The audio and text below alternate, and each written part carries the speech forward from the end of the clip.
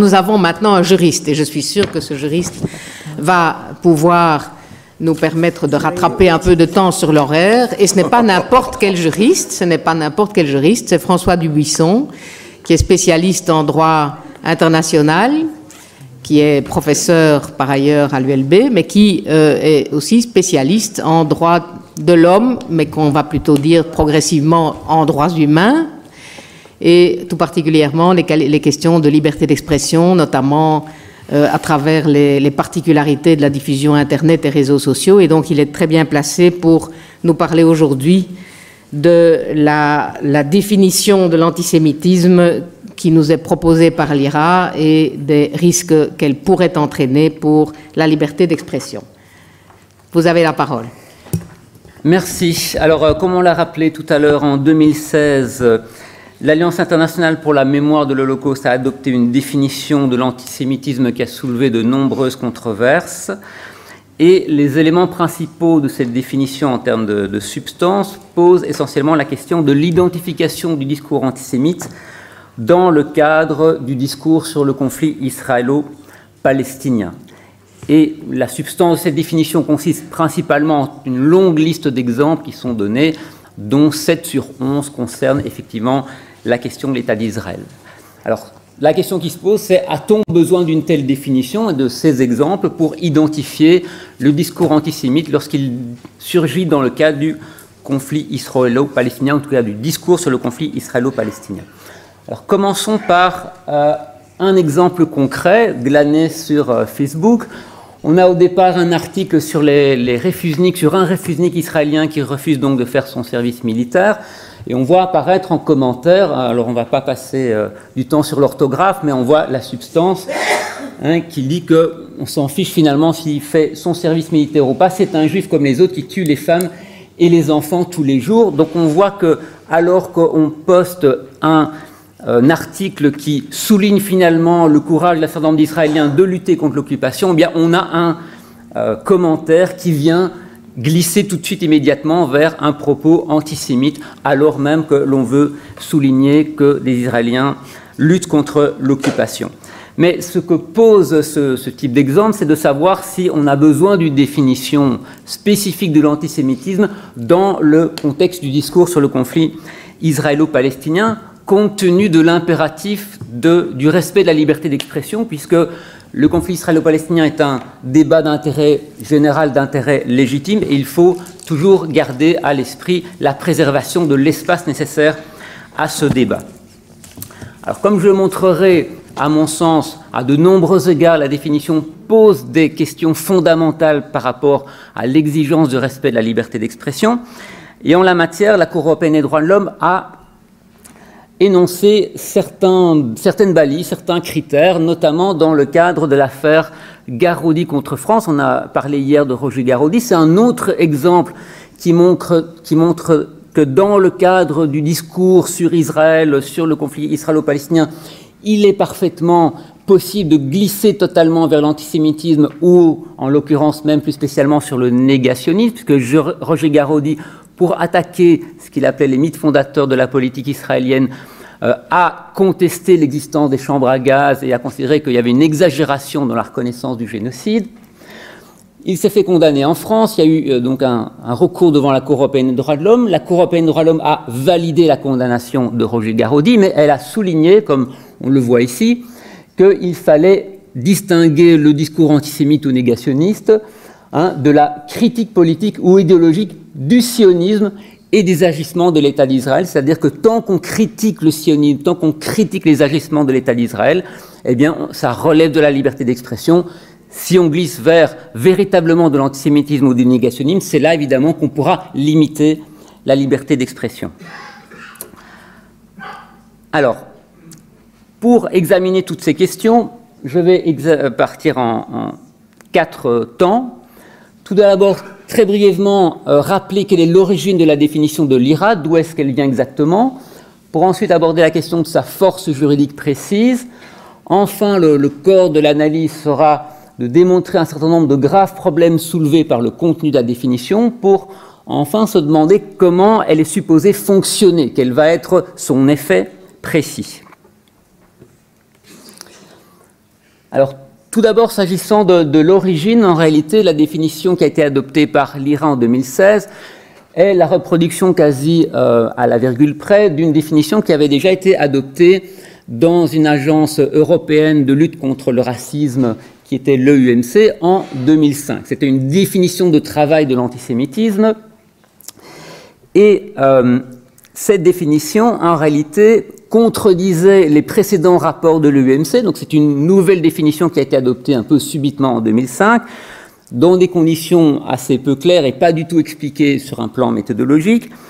Et ce qu'on sait, c'est que c'est une définition qui a été rédigée par Kenneth Stern, qui était un membre de l'American Jewish Committee.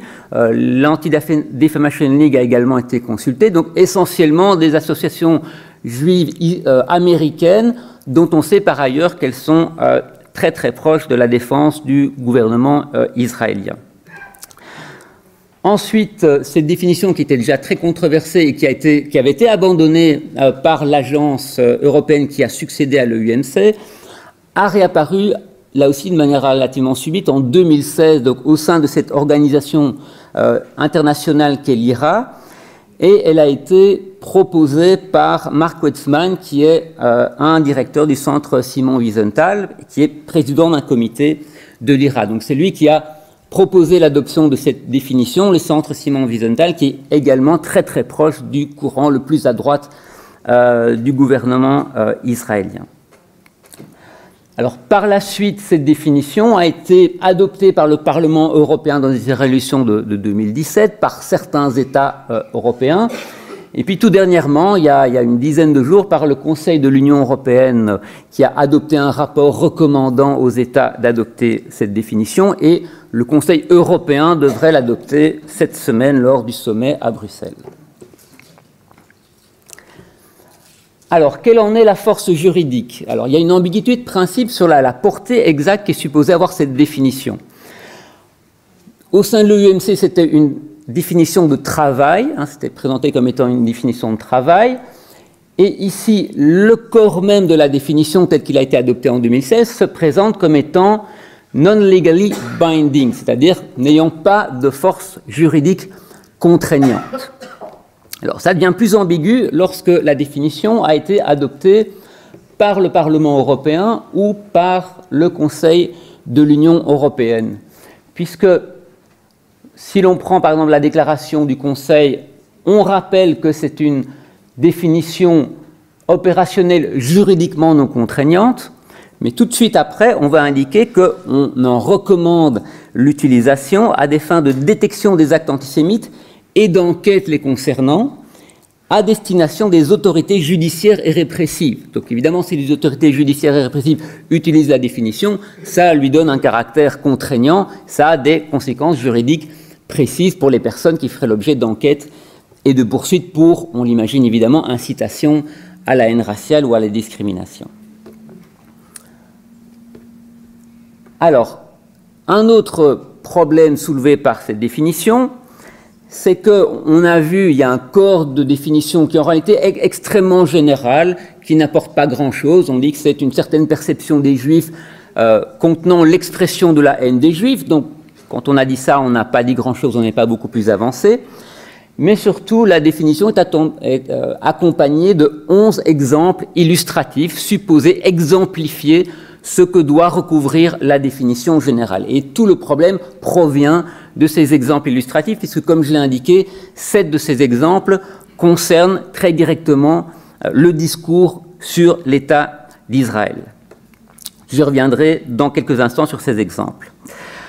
Alors, en réalité, le débat sur la force juridique exacte de cette définition est assez indifférent, et c'est le juriste qui le dit, c'est-à-dire que savoir si formellement c'est contraignant, ça n'est pas contraignant, ça n'a pas beaucoup d'importance dans l'utilisation qui pourra en être faite, puisque l'objectif poursuivi est que ça devienne un standard, un point de référence obligé, justement pour les autorités, et puis, comme on va le voir, pour être utilisé dans le discours de manière générale. Alors, venons-en maintenant justement à... Bon, PowerPoint a un petit peu bougé, donc il y a parfois des petits chevauchements, mais ça devrait être visible. venons-en au problème relatif au contenu de la définition et en quoi le contenu de la définition, à travers les exemples, pose des graves problèmes par rapport à la préservation de la liberté d'expression. Tout d'abord, les exemples sont introduits par une sorte de chapeau introductif qui est supposé être une forme de disclaimer pour dire, en son principe, la critique de l'État d'Israël n'est pas antisémite. Mais cette réserve est tout de suite accompagnée d'une sorte d'exception à nouveau, qui est de dire ce ne sont que les critiques à l'égard d'Israël similaires à celles qui sont formulées à l'encontre de tout autre pays qui ne serait pas antisémite. Donc on ajoute une condition de similarité de la critique qui évidemment vient tout de suite amenuiser l'affirmation de principe selon lequel la critique des agissements de l'État d'Israël n'est pas en tant que telle antisémite. Et ça renvoie tout de suite, en réalité, à un premier exemple. Je vais en examiner 3 sur les 7 concernant Israël, à titre illustratif. Ça renvoie en réalité au premier exemple de discours qui serait antisémite concernant l'État d'Israël. C'est le critère du double standard, appliquer un double standard à Israël, en exigeant de lui un comportement non attendu ou exigé de toute autre nation démocratique. En réalité, c'est un cas qui est totalement absurde, parce que, d'une part, il est impossible à vérifier et à comparer la prise de position qu'on pourrait avoir, prenons l'exemple de la répression des manifestations à Gaza ces derniers mois. Si l'on critique cela, comment va-t-on déterminer qu'il s'agit d'un double standard? Est-ce que je vais devoir examiner toutes les manifestations qui ont eu lieu dans le monde, se demander si je les ai condamnées de la même manière, est-ce qu'elles ont été réprimées de la même manière, etc. En réalité, c'est un critère totalement absurde. D'ailleurs, si on le prend au pied de la lettre, c'est un comportement non attendu ou exigé de toute nation démocratique. En réalité, on demande à toute nation démocratique de respecter les droits de l'homme, le droit international, et on ne demande pas plus de la part d'Israël lorsqu'on émet des critiques à son encontre. Donc, comme tel, le critère apparaît totalement absurde, mais on le comprend mieux lorsque on examine l'utilisation qui en est faite. Parce qu'il s'agit d'un élément de langage extrêmement fréquent, utilisé dans la défense de l'État d'Israël. Vous retrouvez presque toujours la notion de double standard lorsqu'on critique des critiques faites à l'encontre d'Israël. Et il est même totalement paradoxal que l'Union européenne accepte d'adopter une définition qui contient cet élément comme trace d'antisémitisme, puisque l'Union européenne est tout le temps accusée de double standard dès qu'elle prend la moindre mesure concernant l'État d'Israël. En voici un exemple. Lorsque l'Union européenne a adopté cette mesure pourtant extrêmement timide concernant à demander, à exiger l'étiquetage des produits en provenance des colonies, que ces produits aient un étiquetage spécifique, quelle a été la réaction immédiate du Premier ministre israélien et toute une série d'associations pro-israéliennes? Ça a été d'accuser l'Union européenne d'appliquer un double standard en disant qu'on singularise Israël, ça c'est autre expression qu'on trouve tout le temps, on singularise Israël par rapport aux 200 autres conflits qui existeraient dans le monde. En réalité, cette comparaison est tout à fait inadéquate puisqu'il n'y a pas 200 cas d'occupation dans le monde et on veut essayer de faire une confusion entre un conflit de frontières qui existe effectivement très fréquemment. Même, par exemple, entre la Belgique et les Pays-Bas, il y a des conflits de frontières. Évidemment, ça n'a rien de comparable avec une occupation. Les cas d'occupation militaire prolongée sont heureusement d'ailleurs assez réduits dans le monde. Donc en réalité, l'Union européenne, en adoptant cette définition, se qualifie elle-même d'antisémite puisque chaque fois qu'elle prend une mesure, elle est accusée de double standard. Alors ce même type de dialectique, on la retrouve très fréquemment comme j'ai indiqué. J'ai ici repris deux exemples. Très récemment, si vous avez suivi, Airbnb a décidé de ne plus reprendre sur son site les biens situés dans les colonies israéliennes de Cisjordanie. Alors ça a aussi suscité la fureur à la fois du gouvernement israélien et de toute une série d'associations. Ici, le B'nai B'rith international, comment accuse-t-elle Airbnb? Eh bien, elle l'accuse de double standard en disant qu'elle retire ça de Cisjordanie, mais pas d'autres situations conflictuelles dans le monde. Et donc, à nouveau, de manière sous-jacente, on accuse Airbnb de pratiquer de la discrimination et donc de l'antisémitisme. D'autres ont carrément qualifié ça de décision antisémite. Pour reprendre un autre exemple un tout petit peu plus ancien, L'association NGO Monitor, association israélienne très proche de la droite, qui harcèle continuellement toutes les ONG, notamment israéliennes, critiques de l'occupation.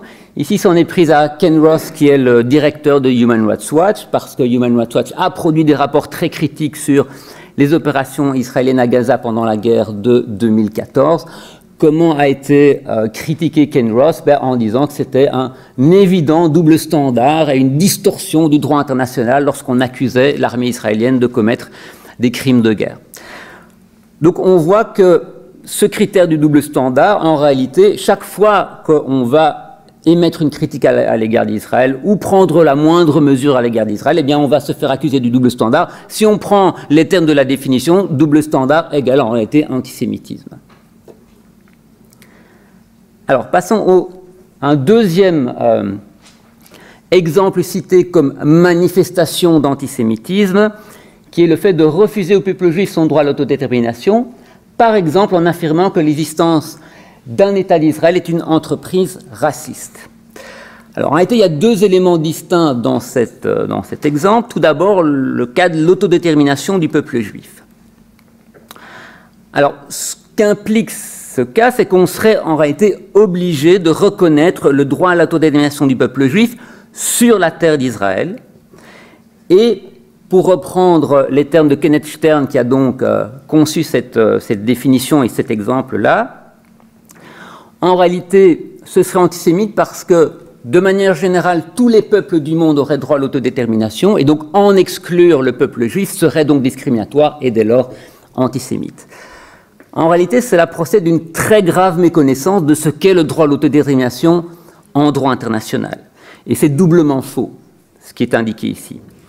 D'une part, tous les peuples du monde n'ont pas le droit à l'autodétermination, c'est même une proportion, en réalité minoritaire des peuples auxquels on reconnaît un droit à l'autodétermination conçu comme droit à l'indépendance, droit à avoir un État. Pour prendre quelques exemples connus, le peuple kurde, le peuple catalan, le peuple kosovar, le peuple tibétain ne se sont pas vus reconnaître un droit à l'autodétermination en droit international. Donc le fait de dire que le peuple juif n'aurait pas le droit à l'autodétermination ne serait en rien discriminatoire.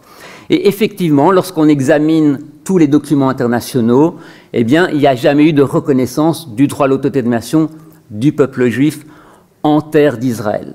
C'est bien plus compliqué que ça. Lorsqu'on examine les conditions de la création de l'État d'Israël, aucun juriste de droit international ne dit que c'est basé sur le droit à l'autodétermination. C'est basé en réalité sur des éléments beaucoup plus compliqués, pour la bonne et simple raison d'ailleurs que le droit à l'autodétermination n'était pas pleinement reconnu d'ailleurs ni en 1917 ni en 1947. En réalité, reconnaître au peuple juif un droit à l'autodétermination en terre d'Israël est problématique, comme on l'a vu à travers l'adoption de la loi fondamentale Israël-Nation du peuple juif en 2018, ou tout dernièrement cet été, puisqu'il est indiqué dans cette loi, notamment le point C, que le droit d'exercer à l'autodétermination nationale dans l'État d'Israël est propre au peuple juif, ce qui n'est jamais que finalement la réaffirmation vraiment d'un credo central au sionisme. En réalité, cette reconnaissance, quand on en examine les implications concrètes dans la situation de l'État d'Israël, est problématique. C'est ce qu'ont rappelé quatre rapporteurs spéciaux des Nations Unies dans une lettre envoyée en novembre 2018, donc il y a peu de temps, qui ont indiqué que cette reconnaissance exclusive du droit à l'autodétermination du peuple juif dans l'État d'Israël est contraire au principe général de l'autodétermination énoncé dans les pactes des Nations Unies, parce qu'en réalité, au sein de l'État d'Israël, le droit à l'autodétermination revient non pas au peuple juif, mais au peuple israélien, c'est-à-dire que ça doit inclure l'ensemble des citoyens de l'État d'Israël, citoyens juifs et arabes, et le droit à l'autodétermination, c'est-à-dire le droit de déterminer leur régime politique, revient à l'ensemble de la population et pas exclusivement à la population juive d'Israël ou au peuple juif conçu mondialement. Alors, si on en vient maintenant au deuxième aspect de l'exemple, c'est-à-dire on ne peut pas dire que la création d'un État juif serait une entreprise ou un projet raciste. Là également, en réalité, ça vise à cadenasser toute la discussion qu'il peut y avoir sur le sionisme, sur les conditions de création de l'État d'Israël, sur l'expulsion des Palestiniens, sur la manière dont le droit au retour d'un côté des Palestiniens, de l'autre côté des Juifs en Israël est conçu. Donc ça bloquerait énormément de discussions. Et ce qu'on constate, c'est qu'en Israël même, si on prend le quotidien Haaretz, en réalité, il n'y a aucune difficulté à se poser la question de savoir si, dans le sionisme, en tout cas tel qu'il est pratiqué effectivement dans la politique israélienne, est-ce qu'il n'y a pas une dimension raciste? Ici, le chroniqueur Bradley Burston, qui publie régulièrement dans Haaretz, voilà, dit, lors des 70 ans de l'anniversaire de l'État d'Israël, que selon lui, le sionisme, en tout cas, a produit du racisme.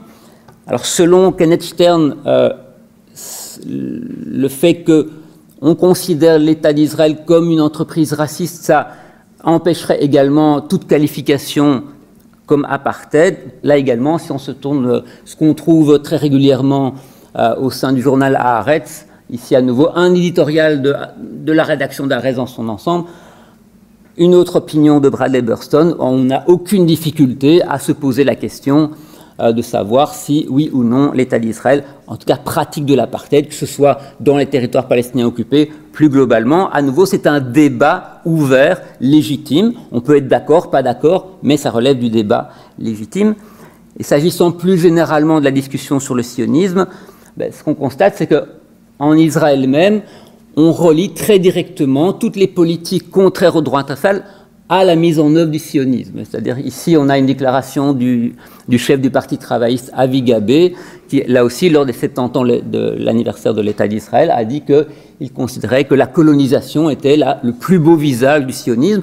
Donc, à nouveau, ça implique qu'on doit pouvoir critiquer le sionisme, en tout cas, dans la manière dont il est interprété et appliqué par les dirigeants israéliens, tout parti confondu, puisqu'ici, on est quand même dans un parti qui est supposé être de gauche et supposé être dans l'opposition pour le moment. Alors, troisième exemple que je vais examiner, qui est peut-être un exemple qui apparaît le plus délicat, qui est comparer la politique israélienne contemporaine à celle des nazis. Alors, il est tout à fait évident que, de manière tout à fait générale, utiliser la comparaison avec les nazis est toujours extrêmement délicat, qu'il s'agisse d'Israël ou qu'il s'agisse des tas d'autres situations. On a trop souvent facilement recours à cette comparaison. Donc, évidemment, elle est le plus souvent moralement condamnable de vouloir toujours nazifier un petit peu tout le monde, toutes les politiques ou tous les États, mais je dirais tous les dirigeants, il me reste je pense 4 minutes et demie, oui. Donc il est clair que c'est une comparaison qu'on doit utiliser le plus rarement possible avec le plus de précaution, mais à nouveau le simple fait de comparer certains aspects de la politique israélienne avec le nazisme ne fait pas automatiquement, comme voudrait le laisser penser cette définition, dans le camp de l'antisémitisme. Si on reprend ici une tribune qui a fait pas mal parler d'elle, de Jeff Chernel dans Le Monde, eh bien, il a comparé l'état de la situation en Israël pour le moment avec le nazisme, non pas la Shoah, mais le nazisme tel qu'il se développait dans les années 30 avec la politique de ségrégation, de discrimination, d'exclusion des Juifs de la vie politique et sociale, et il voit des traces dans la société israélienne d'une telle situation.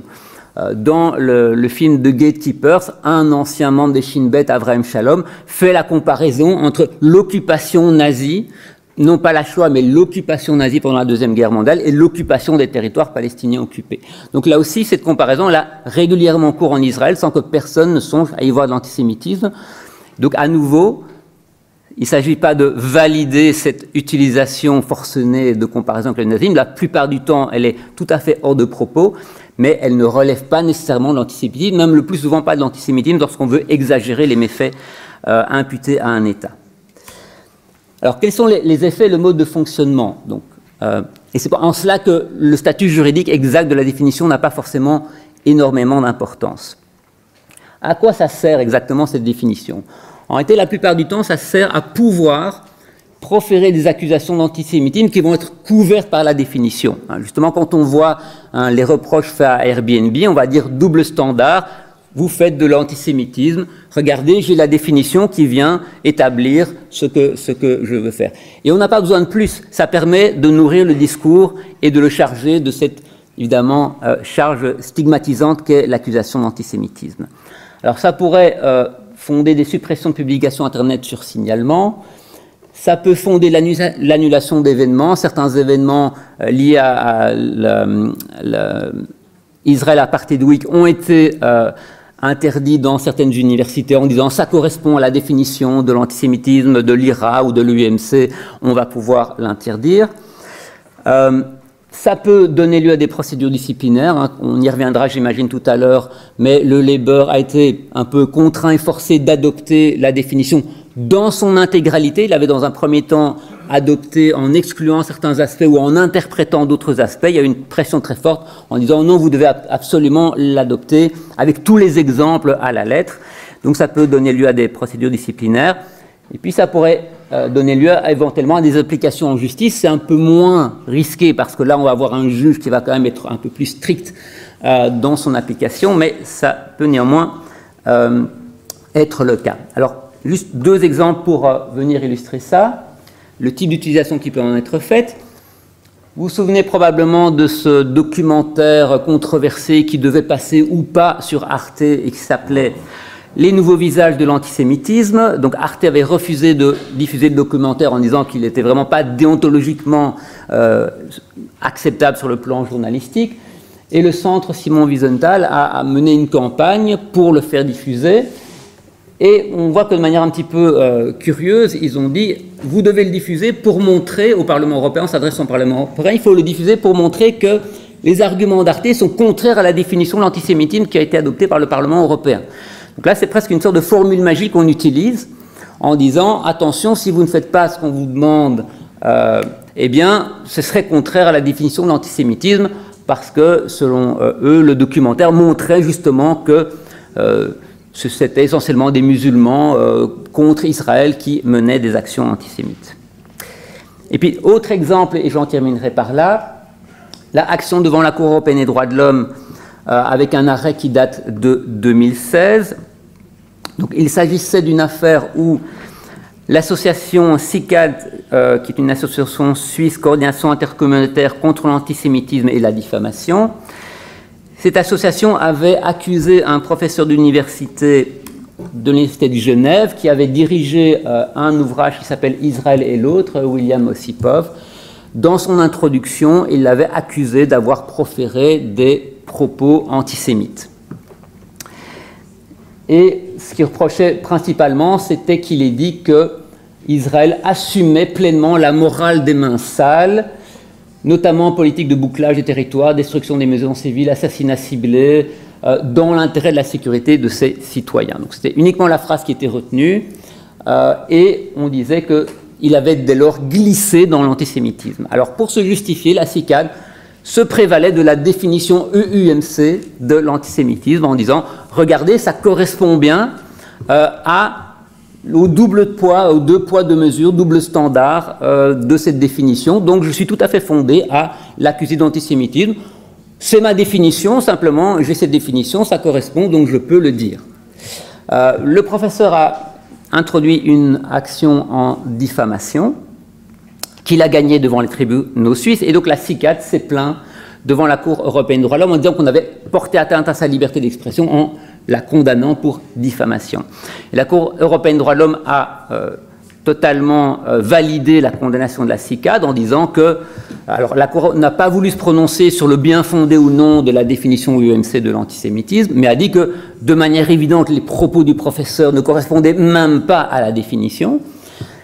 Ce qu'on constate, c'est donc qu'à travers cette définition, des associations très pro-israéliennes peuvent s'en saisir, enfin s'en saisissent effectivement, et l'utilisent pour justement intimider dans le discours sur Israël, intimider en disant « Attention, maintenant j'ai ma définition, il y a toute une série de cas et vous allez très facilement pouvoir tomber dans un de ces cas. » Et donc c'est à cet égard que, à mon sens, cette définition pose de graves problèmes en termes de respect de la liberté d'expression, de préservation du débat d'intérêt général sur le conflit israélo-palestinien.